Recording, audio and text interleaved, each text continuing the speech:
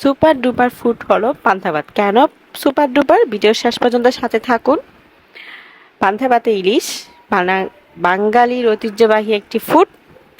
তো পান্তা ভাত অবশ্যই ইলিশ মাছ দিয়ে খেতে কোনো কথা নেই। আপনি যে কোনো কিছু দিয়ে পান্তা ভাত খেতে পারেন। আর রান্না করা ভাত 8 থেকে 12 ঘন্টা ফুটানো ঠান্ডা পানিতে ভিজিয়ে রাখলে সেটা পান্তা ভাতে পরিণত হয়। আর এই পান্তা ভাতে প্রচুর পরিমাণ ভিটামিনস এবং মিনারেলস রয়েছে। আপনি মাল্টিভিটামিন ফুড হিসেবেও কিন্তু পান্তা ভাতকে ঘোষণা করতে পারেন।